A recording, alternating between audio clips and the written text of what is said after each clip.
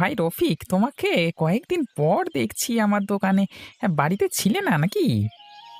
তুমি ঠিকই ধরেছো দাদা, আমি বাড়িতে ছিলাম না। একটা গ্রামে গিয়েছিলাম, 5টা পুকুর থেকে মাছ ধরবার অর্ডার এসেছিল। বাবা, তুমি তো তাহলে অনেক বড় জেলে হয়ে গেলে। বাইরে থেকে মাছ ধরবার অর্ডার আসছে, হ্যাঁ? আরে না না, তেমন কিছু নয়। আমাদের দরকার ছিল তাই ডেকেছিল। ওদের গ্রামের জেলের নাকি শরীর খারাপ। আচ্ছা রফিক, কালকে পিয়ন এই চিঠিটা দিয়ে গেছে। তুমি বাড়িতে ছিলে না বলে আমার হাতে দিয়ে গেছে। আচ্ছা ঠিক আছে, আমি বাড়ি গিয়ে পড়বো। এখন গল্প করতে করতে চা খাই। রফিক, তাহলে কত টাকার মতো কাজ করলে ওই গ্রামে? হ্যাঁ, বেশি না, ওই মোটামুটি 1000 টাকার মতো কাজ করেছি। 5টা পুকুরে জাল দেওয়া চারটিখানি কথা নাকি, অনেক পরিশ্রম লাগে। হ্যাঁ সেটাই। হ্যাঁ, দেখে মনে হবে তুমি অনেক টাকা কাজের জন্য নিয়েছো, কিন্তু তুমি তোমার প্রাপ্য টাকাই নিয়েছো। হ্যাঁ। আচ্ছা ইমরান ভাই, আমি এখন উঠলাম, হ্যাঁ বাড়ি যাই। তারপর আমার আশেপাশের পুকুরগুলো একবার পরিদর্শন করে আসবো, পাহারা দিতে হয় তো। হ্যাঁ, বসে থাকলেই কি চলবে? কাজ তো করতেই হবে।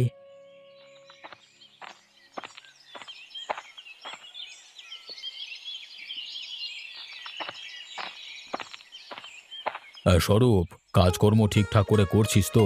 এইবারে শীতে কিন্তু আমাদের বাগান ভর্তি ফুল চাই। বাবু, আমি তো আমার কাজ ঠিকঠাকভাবেই করে চলেছি। আশা করছি প্রত্যেকবারের মতো এবারও ভালো ফুল হবে। আরে তুই কাজ থামিয়ে আমার কাছে এলি কেন? যা গিয়ে বাগানে জল দে, বাগানটা তো আর ছোট নয়। হ্যাঁ বাবু, আমি কাজ করছি, তবে একটা কথা ছিল। হ্যাঁ, কি বলবি বল। আমি এক্ষুনি যাব, যা বলবার তাড়াতাড়ি বলিস। বলছি বাবু, আপনি তো আমার আগের মাসের বেতন দেননি। বলেছিলেন একটু টানাটানি চলছে।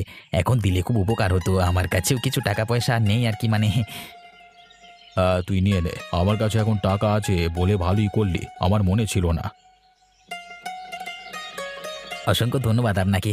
আমার কাছে একদম টাকা ছিল না। এ সপ্তাহে রেশন শেষ হয়ে গেলেই ব্যাস হয়ে যেত। যা দরকার হবে ভাবি চেয়ে নিবি, সব সময় আমার মাথায় থাকে না। যা, এবার তুই মন দিয়ে কাজ কর। এই তো আমি কাজটা শুরু করে দিয়েছি মোড়ল মশাই। আপনি কোথায় যাবেন বলছিলেন? হ্যাঁ এটাই তো যাচ্ছি আমি, একটু কাজ আছে।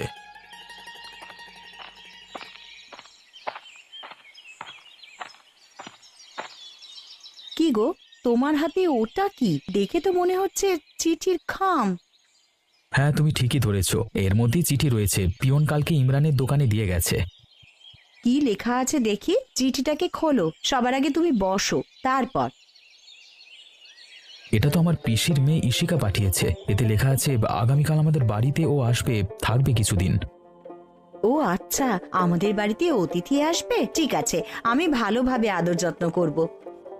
গিন্নি তুমি এত আনন্দিত হইও না, ওই মেয়ে খুব একটা ভালো নয়, একটাও কাজ করবে না নিজের হাতে, এত অলস। আরে অতিথি মানুষ, কয়েকদিন থাকবে, ও আমি করে দেব, চিন্তা করতে হবে না। তোমার পিসিরা তো শহরে থাকে। হ্যাঁ শহরে থাকে, তবে তুমি যতটা সহজে বলে দিচ্ছ, ওকে খুশি করাটা অতটা সহজ নয়। টাকা আছে বলে টাকার অহংকার, নিজে তো কিছু করবে না, শুধু আমার পিসি আর পিসেমশাই টাকা ধ্বংস করবে। সেটা তুমি আর কি করবে বলো? ওদের ব্যাপার, ওরা বুঝুক। আগামীকাল আসবে তো, তুমি দোকান থেকে কিছু মিষ্টি এনে রেখে দিও। হ্যাঁ ঠিক আছে, আমি দোকান থেকে নিয়ে আসবো। আজকে তো সেরকম কাজকর্ম কিছু নেই, পুকুরের ধার থেকে ঘুরে আসছি। আচ্ছা, তুমি তাই যাও, আমি বরং রান্না বান্না করি। সময় মতন চলে আসবে কিন্তু, বেশি দেরি করবে না।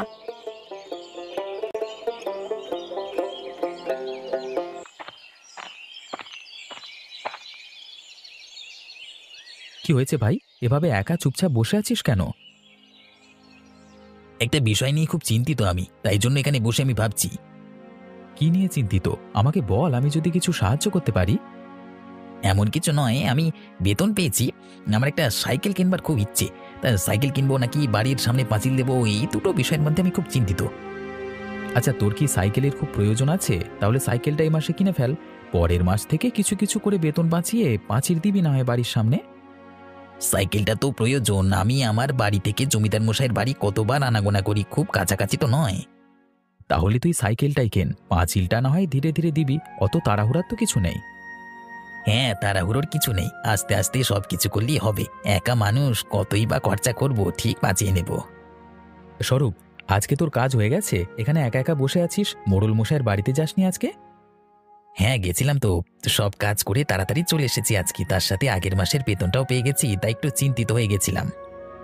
আরও তো ভাবনা চিন্তা করতে হবে না, সিদ্ধান্ত তো নেওয়া হয়ে গেছে। আমি পুকুরের ধারে একবার এলাম পাহারা দিতে, দেখি তুই একা একা বসে আছিস। হ্যাঁ, ওটার জন্যই ভাবছিলাম এবার বাড়িতে খাওয়া দাওয়া করে ঘুমাই। হ্যাঁ তাই কর, গিয়ে শুধু শুধু আর বসে থেকে কি করবি।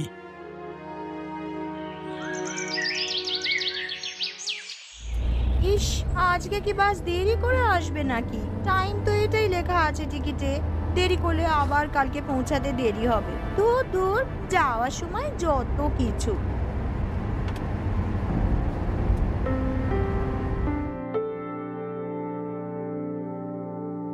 বাহ, জানলার ধারে সিটটা পেয়েছি। প্রত্যেকবার মাঝে সিট পেতাম, সকলের মাঝে ভালো লাগতো না। এবারে ঠিকঠাক আছে। যখন ইচ্ছা জানলা খুলে হাওয়া খাবো, আবার যখন ইচ্ছা বন্ধ করে দেব। বাইরেটা দেখতেও পাবো। জানলার ধারে বসার আরেকটা মজা আছে। বাবা, বসে বসে সবাই যে ঘুমিয়েই পড়েছে, তো ঘুমাবে নাই বা কেন? সবই তো বয়স্ক যাত্রী, বেশি ধকল আর সহ্য হবে কেন? আমার গল্পের বইটা কোথায় গেল? সময় কাটছে না, গল্পের বইটা পড়ি বড়।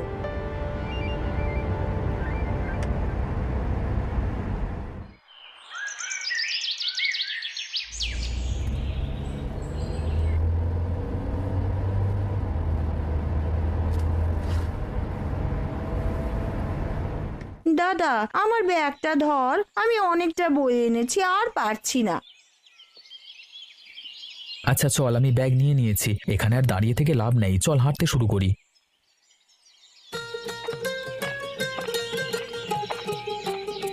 বলছি দাদা, আর কতটা যেতে হবে রে? আমি যে আর পারছি না। এখানে অটো নেই? উঠে বললেই হয়ে যেত। না রে, এটা তো তোদের শহর নয়, এটা গ্রাম। এখানে পায়ে হেঁটে এসব কিছু করতে হবে। মা জোর করলো তাই, না হলে আসতামই না। এত দূর হাঁটা যায় নাকি? গ্রামের সৌন্দর্য উপভোগ করতে করতে চল, দেখবি ভালো লাগবে। চারিদিকে মাঠ ঘাট, এত কিছু তো শহরে নেই। কি হে রফিক, বাড়িতে অতিথি এলো নাকি? ভালো করে আদর যত্ন করবি কিন্তু। হ্যাঁ, অতিথি বলতে আমার পিসির মেয়ে, আদর যত্ন তো করতেই হবে, এতদিন পর এলো। ঠিক আছে ঠিক আছে, এখন আর বকবক না, যা যা যা। তা নতুন বৌদি কেমন হয়েছে সেটা তো আমি জানিও না। আমার কাজ টাজ করে দেবে তো? সেটা গেলেই দেখতে পাবি, এখন পা চালিয়ে চল। আমি অত জানি না, তোর বৌদি তোর কাজ করে দেবে কি সেটা ওই জানে। আমি বাবাই গ্রামে এসে কিছু করতে পারবো না। সেরকম হলে আমি কালই বাড়ি চলে যাব। ওইভাবে থাকতে আমি পারবো না বাবা। আচ্ছা বাবা, আগে বাড়িতে তো চল, তারপর অন্য কথা হবে। এখনো বাড়িতেই প্রবেশ করলি না, তোর নতুন বৌদিকে দেখলি না, তার আগে মন্তব্য শুরু করে দিলি। না না, আমি বলে রাখলাম, নিজের হাতে কাজ আমি করতে জানি না।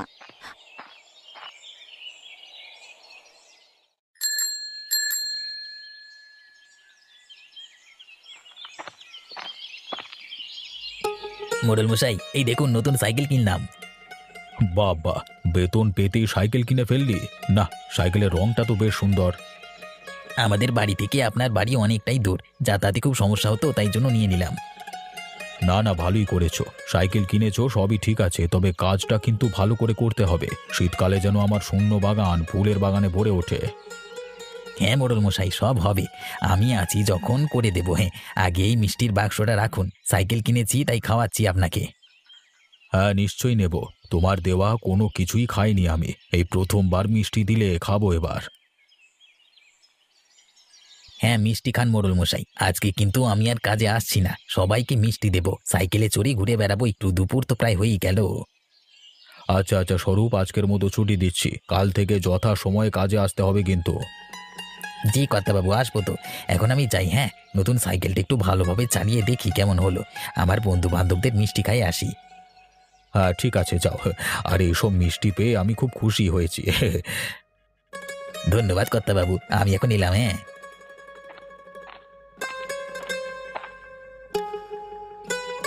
পাগল ছেলে একটা সাইকেল কিনে এত আনন্দিত হয়েছে। আসলে ছোটবেলা থেকে কিছু পায়নি তো, তাই বিধাতা এদের মতো মানুষদের ভালো রাখুক।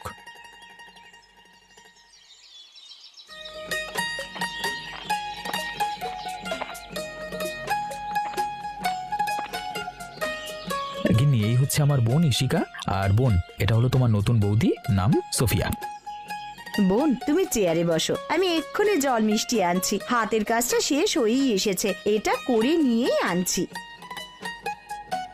ওসব মিষ্টি খাওয়া পরে হবে খন, আগে আমার এই মানুষের কাজ তো করতেই হবে। আমি অবশ্যই সমস্ত কাজ করে দেবো, তুমি নিশ্চিন্তে থাকো। তাহলে তো ভালো, ঠিক আছে, আমি ঘরে গেলাম বিশ্রাম নিতে। কাল রাত থেকে অনেক ধকল গেছে। এটা তুমি কি করলে? তুমি ওর সব কাজ করতে পারবে নাকি? আরে কেন পারবো না, নিশ্চয়ই পারবো। অতিথিদের কাজ তো আমাদের করতেই হবে। আমি সব জানি, কিন্তু তুমি ওর কাজ করতে পারবে না আর ওকে কোনো দিনই খুশি করতে পারবে না। তুমি এই বাড়িতে নতুন এসেছো, থেকে থেকে জানবে। আমি অবশ্যই চেষ্টা করব, দেখা যাক না কি হয়। দেখো কি হয়। এক গ্লাস পানি পর্যন্ত নিজে গড়িয়ে খাবে না ওরকম মেয়ে, সবটাই তোমার কাছে চাইবে, আমি জানি। আরে জল চাইলে দিতে হয়, কাউকে না করতে নেই। আচ্ছা চলো, কাজ হয়ে গেছে আমার, এবার রান্না বান্না করতে হবে। তোমার বোনকে খাবার সময় ডেকে দিও। কি হবে সেটা বিধাতাই জানে, দেখে তো আমি দেবই। কি গো, আজকের বিক্রি কেমন হলো? প্রত্যেক দিনের মতোই হয়েছে। আমার তো বাধা ধরা খদ্দের, ওরা প্রত্যেকদিন আমার দোকানেই চা খায়। বাহ, আসলে কি বলো তো, এই তোমার ব্যবহার এতটাই সুন্দর যে সকলে তোমার দোকানে আসতেই বাধ্য। আর চা কফি সবই তো তুমি খুব ভালোই বানাও। এটা তো একটা কারণ, কিন্তু আরেকটা কারণ হলো যে আমি 10 টাকা করে 1 কাপ চা বিক্রি করি। মানুষজন টাকাটার বিনিময়ে সেই পরিমাণে চা পায় যা অন্য দোকানে পায় না। এখন তো মানুষজন ভালো জিনিস খেতেই পছন্দ করে, তার জন্য 2-5 টাকা বেশি দিতে হলে ক্ষতি কি? ভালো জিনিস তো পাবে।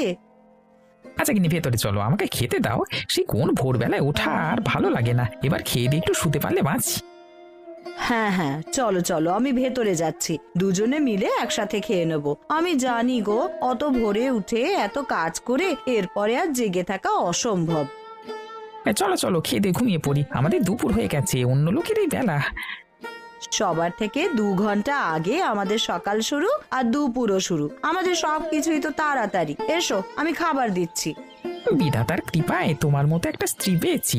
আমার হাতে হাতে এত সাহায্য করে দাও, অন্য কেউ হলে এত করতো না। কি যে বলো না তুমি।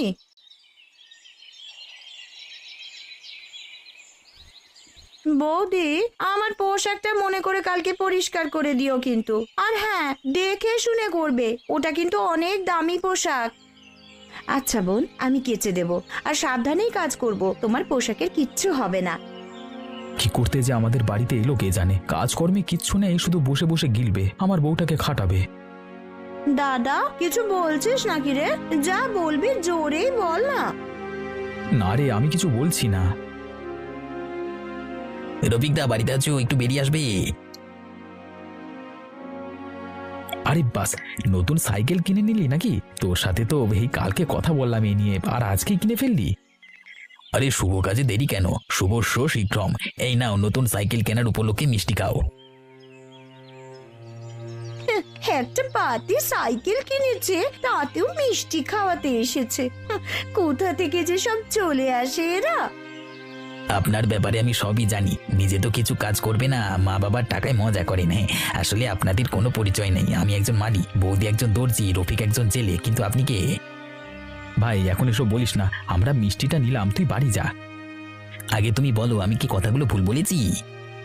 না না, তুই সবই ঠিকঠাকই বলেছিস, কিন্তু শুধু শুধু ঝামেলা করে কি লাভ আছে বল দেখি। তুই বাড়ি যা, তোর সাথে পরে কথা বলবো। আচ্ছা ঠিক আছে, আমি এলাম তাহলে। বৌদি, আসছি আমি। ভাই তুই কিছু মনে করিস না, দুপুরে আমার বোন তোকে ওভাবে বললো। না না, আমি কিছু মনে করিনি, আমি শুধু ভাবি মানুষের টাকা থাকলে অহংকারী হয়ে যায়। শহরের মানুষেরা হচ্ছে এরকমই আর কি। আমার পিসি বড়লোক বাড়িতে বিয়ে হওয়ার পরেই এরকম হয়ে গেছে, আর তার মেয়েও হয়েছে তেমন। তুমি বলো, আমি কথাটা ঠিক বলেছিলাম নাকি ভুল বলেছিলাম? আমাদের তো নিজেদের পরিচয় আছে, তোমার বোন ইশিকার তো কোনো পরিচয় নেই, বাবার টাকায় শুধু আনন্দ ফুর্তি করছে। হ্যাঁ রে ভাই, তুই ঠিক কথাই বলেছিস। কি বলতো, আমরা তো ধনী অত নয়, ওদের সাথে পারবো না, তাই জন্য তোকে বললাম ওখান থেকে চলে আসতে। তবে সাইকেলটা বেশ ভালো হয়েছে। ধন্যবাদ রফিকদা, এটা আমার কষ্টের টাকায় কেনা সাইকেল, তাই জন্যই আমি এত আনন্দিত হয়েছিলাম, সকলকে মিষ্টি বিতরণ করেছিলাম। সেটা জানতে আর বাকি নাই, নিজে কিছু করলে আনন্দটা বেশিই লাগে। আচ্ছা গো, আমি এখন উঠলাম, যাই বাড়িতে যাই, একটু কাজ আছে, সার তৈরি করতে হবে, কালকে মোড়ল মশাই বাগান দেব। উনি আমাকে বলেছিলেন ফুলের বাগান যেন শীতে ভরে ওঠে। হ্যাঁ, রাত তো হয়েই গেল, আমিও বাড়ি যাই। তুই যা গিয়ে কাজ কর, আমি কালকে সকালে বেরোবো, পাশের গ্রামে একটা পুকুরে জাল দিতে যাব। এখন তোমার বাইরে থেকেও কাজের অর্ডার আসছে, পাকা হাতের খিলাড়ি হয়ে গেছো। অভিজ্ঞতা রে ভাই, অভিজ্ঞতা।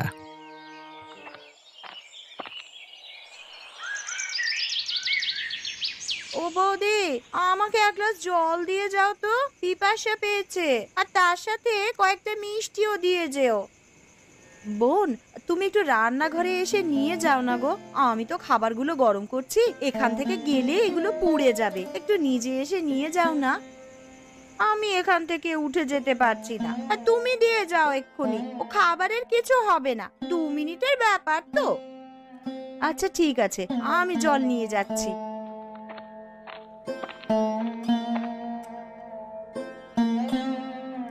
এই তো কতক্ষণ আর লাগলো, যাও এবার গিয়ে তুমি তোমার কাজ করো, শুধু শুধু এত কথা।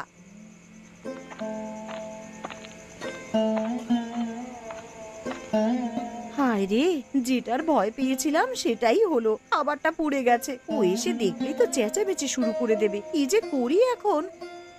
বৌদি, কি হলো? পোড়া পোড়া গন্ধ ছাড়ছে কেন? কি পুড়িয়ে ফেললে আবার? কি আবার, তোমায় জল দিতে গিয়ে খাবারটা পুড়ে গেল। তোমাকে তো বললাম একটু নিয়ে যাও, শুনলে না আমার কথা। হ্যাঁ, এবার তো সব দোষই আমার। নিজে ভালোভাবে কাজ করতে পারবে না সেটা কখনো বলবে না, সব দোষ এখন আমার ঘাড়ে। আরে আমি তোমায় কোথায় দোষ দিচ্ছি? বললাম তোমায় জল দিতে গিয়ে খাবারটা পুড়ে গেছে, তার মানে থোড়ি আমি তোমায় দোষ দিচ্ছি। তুমি তো আমার দিকে আঙুল তুললে প্রথমে, এখন কথা ঘোরানোর চেষ্টা করছো।